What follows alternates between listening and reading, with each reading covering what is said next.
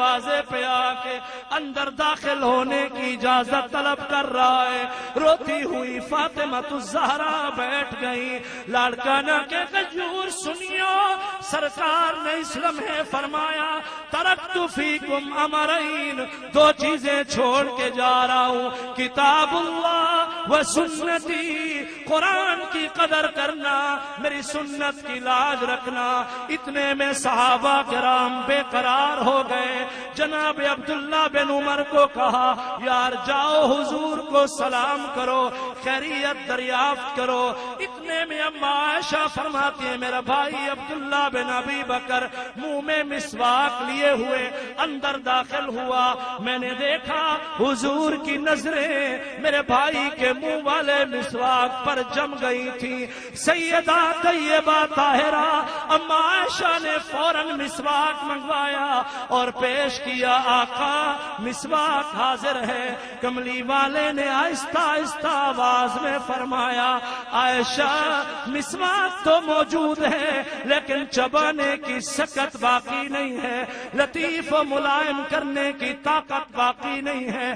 اما عائشہ نے اپنے دہن میں چبایا، مسواک قابل استعمال کیا اور مسواک آگے کر کے اس طرح پیالہ پانی کا اوپر کر کے اما عائشہ مسواک پر پانی بہانا چاہ رہی تھی، دھونا چاہ رہی تھی. 12 ربیع الاول بروز سوموار آخری لمحات میں آپ نے اشارہ کر کے فرمایا عائشہ مسواک دھونا نہیں ہے، تیرے منہ کا چبایا ہوا مسواک، تیرے دہن کا استعمال شدہ مسواک میں اللہ کا رسول آخری لمحات میں اپنے منہ مبارک میں استعمال کر کے امت کو سبق دینا چاہتا ہوں کہ منکوحہ بیوی کا جھوٹا لے لینا بھی سرکار کی سنت ہے. آپ نے وہی مسواک مبارک استعمال فرمایا.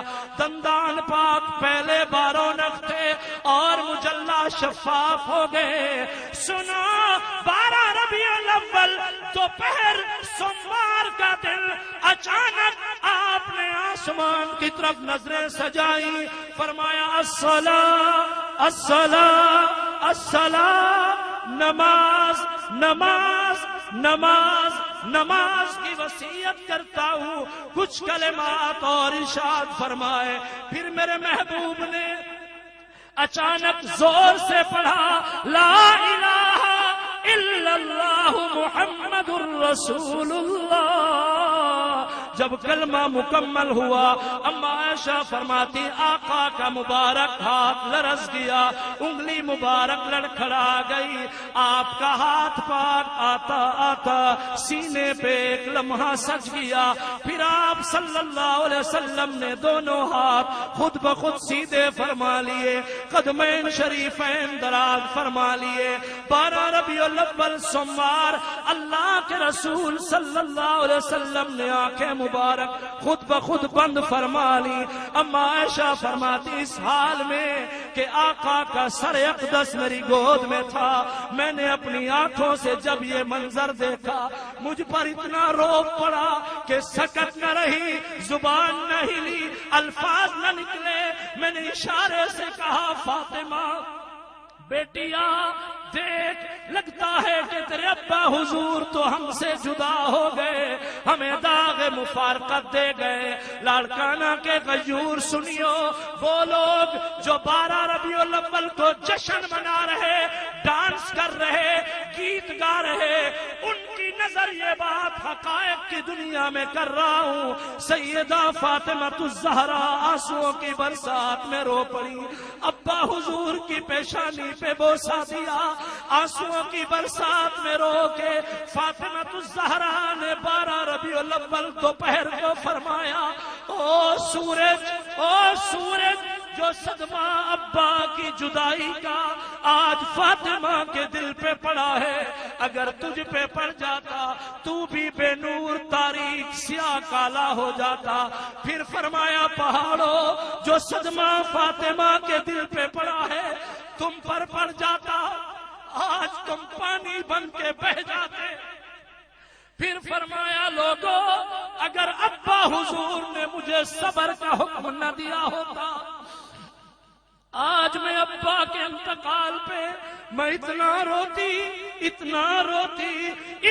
روتی کہ آنسوؤں کے دریا بہا دیتی۔ یہ المناک کیفیت 12 ربیع الاول بروز سوموار ہر آنکھ اشکبار تھی۔ اور سنو،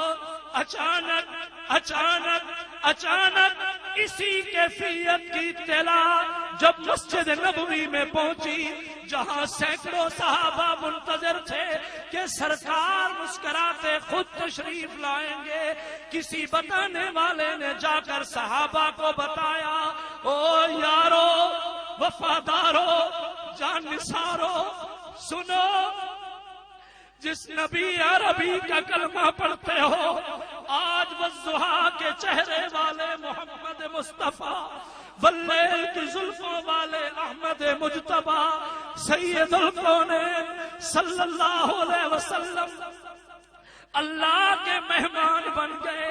آپ کی روح پرواز ہو گئی۔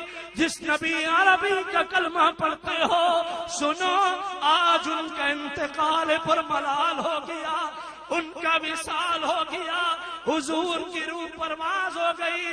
حضور نے دنیا فانی کو چھوڑ کے دار عقبہ کو آباد کر لیا۔ صحابہ نے جب یہ خبر سنی، چیخیں نکل گئی۔